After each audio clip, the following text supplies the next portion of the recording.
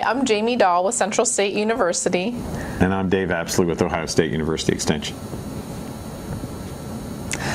And we are excited to have another short segment of Tree Talk today, and we are going to dig into our maple trees.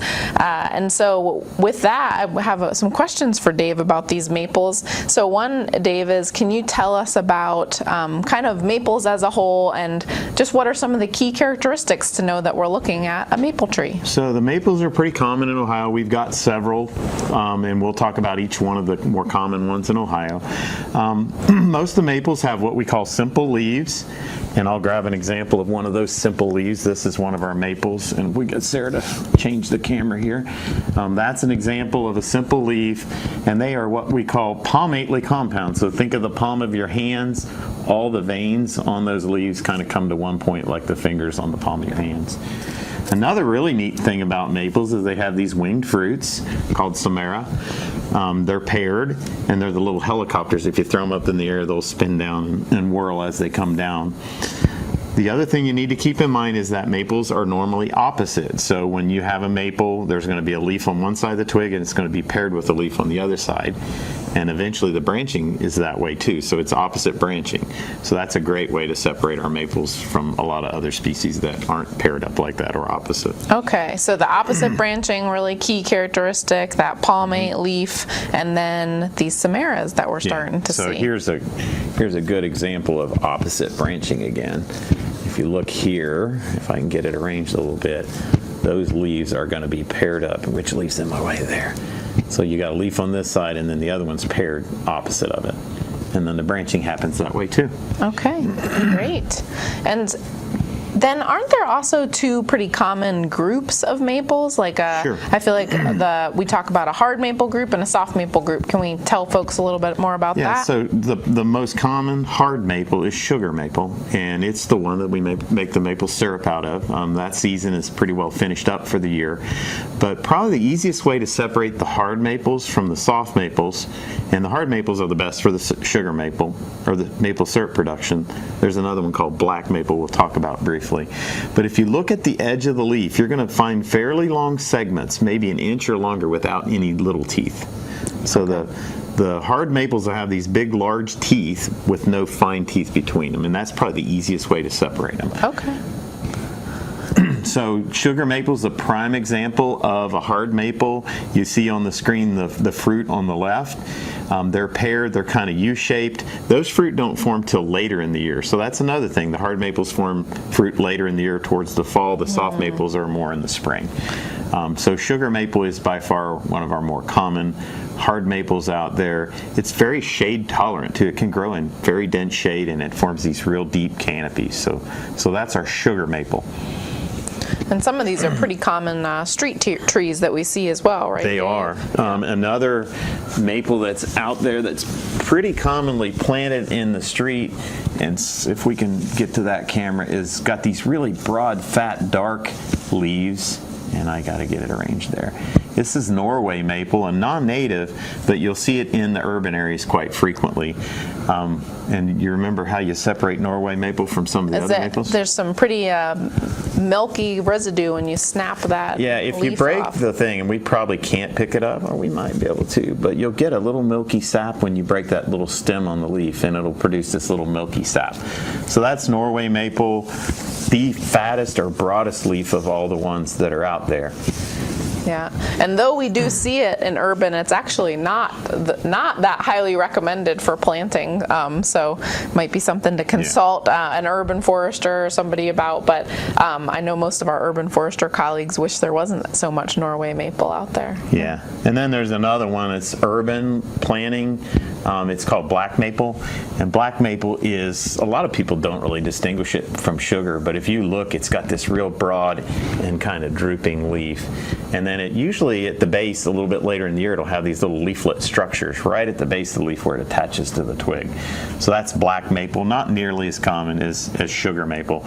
But again, if you look at the edge of the leaf, you don't have the fine teeth that are along the edges of the leaf. Okay. So that's Norway. And that one is, or that's black, right? That's black maple. Yep. Yep. And black maple is very, very similar to sugar maple, so they'd be pretty tricky to tell apart. Mm-hmm. Yeah. All right. And so are those all the hard maples we have to talk about, Dave? Those are the most common hard maples that we've got out there. Sugar maple, more common in the northeast part of the state. We've got it down here, but it tends to be low on the slope and maybe on the northern side of the hill. And you'll see it pretty commonly planted in the landscape too. Okay. And then, so how about our other big group then, these soft maples? Well, one of the classics is the red maple. And I'm going to grab a sample of the red maple hiding over here. The red maple is fairly common. It typically has 3 lobes on the leaves. So I didn't mention that was sugar, but normally sugar maple has 5. But it has 3, and it will turn bright red in the fall. Fairly common in the landscape, but it's probably one of the most common trees in the woods in Ohio as well. It grows in the understory, it likes the shade, and then it works its way up into the canopy. So that's red maple, and we'll focus in on that a little bit closer. And what you'll notice on this leaf, and maybe I'm going to cheat and put paper behind this one, you're going to see some really fine teeth around the edge of that leaf. And that's one of the things that separates the red and the other soft maples. You can see that pretty distinctly on the slide when we have it up there again too. Yeah, nice. Red maple, again, is one of the soft maples. It produces the little wing fruits, and those wing fruits are pretty much on the tree and falling as we speak. So they're hitting the ground. They're just about done for the year. Should we show? Can we show on fallen, Dave? Do you think we can catch that? I don't know if we can do that, but let me put these under there just to compare and contrast. But that's the little red maple fruit. The next one we're going to talk about is silver maple, so I'm going to just go ahead and compare those two. Both of those are early spring ones. They'll hit the ground and they'll start sprouting here pretty soon.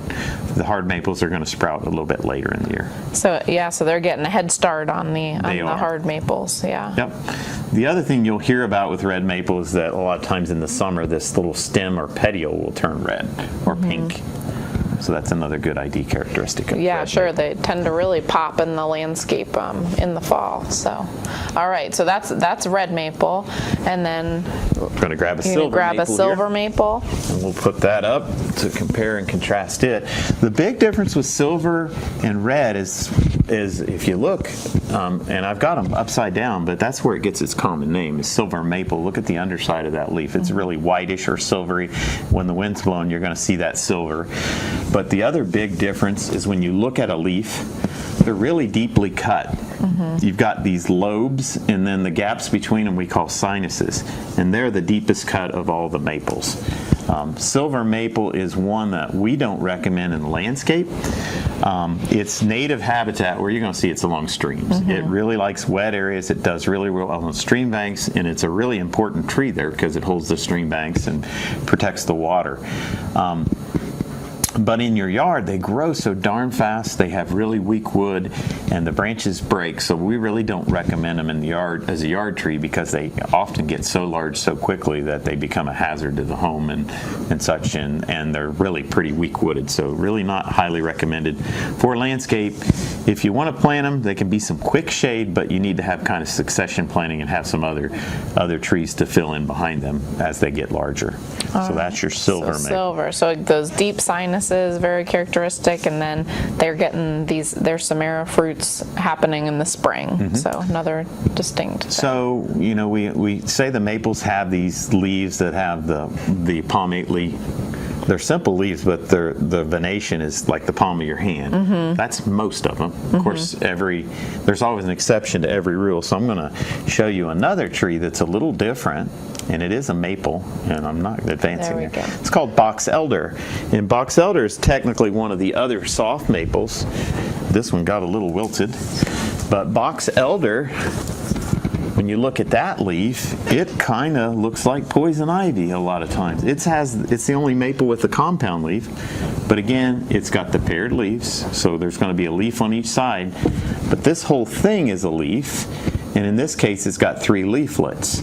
With box elder, it can have 3 to 7. I see a lot of 3s, a lot of 5s, and occasionally some 7s. But it will produce those winged fruits again, as we'll show on the slide there. So it'll have the paired winged fruits that are classic for maple, but it's the unusual one. It's kind of a weedy tree. It grows along stream sides and down low. another great ID characteristic is that the twig stays green pretty much year round. So it's green and has these kind of white, fuzzy, woolly buds. So that's another fairly common tree out there. It's called box elder. And I feel like that's something you see a lot in town, kind of in any wet areas. It really kind of fills in some of those areas, and then in the forest too, kind of in. Yeah, it's not a real long-lived tree, so any place that's been disturbed recently, like an edge or a right-of-way edge or something like that, they tend to be in places like That's where you see that. But fairly low down along streams and fairly wet areas. And the twig is a little kind of glossy there, it looks like. Yeah, it's a little glossy, stays green, and then again a white woolly bud. So that's a little bit of basics about our maples.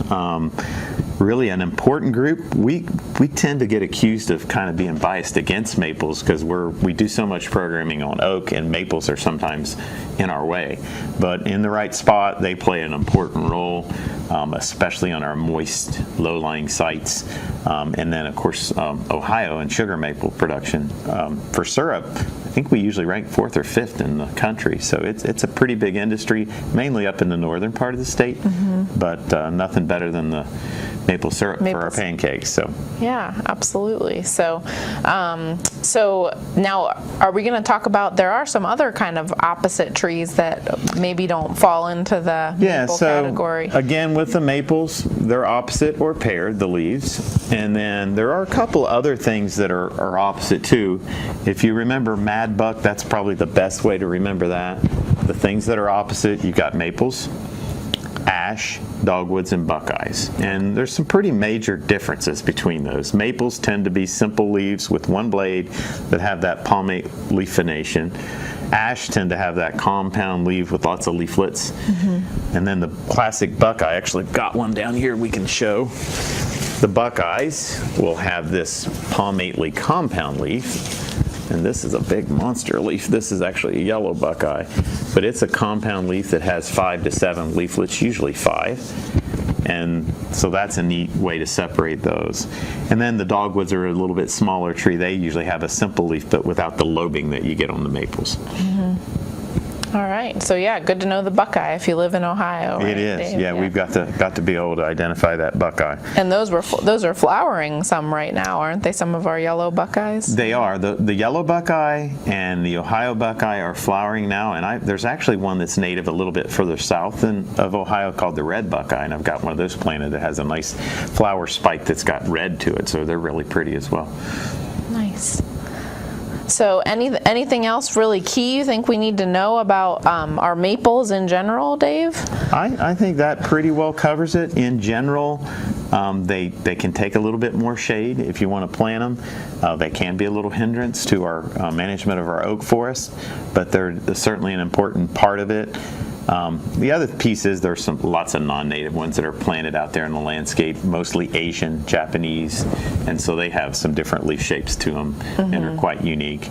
But if they produce a little winged fruit, you pretty well identify them as a maple. Tips you off to the maples, yeah. So, well, thanks, Dave, for sharing some of that information about maples, and I think we're probably in some other tree talks we might be talking a little bit about that kind of how maples compete with oaks a little bit in the forest, which I think is an important story to tell. But appreciate you brought up that maples have, on the north or east facing slopes and wetter areas, like that's a place we want to see those maples. So. And we'll have additional segments in the future on Tree Talk where we'll focus in on a group of trees. So I'm looking forward to that.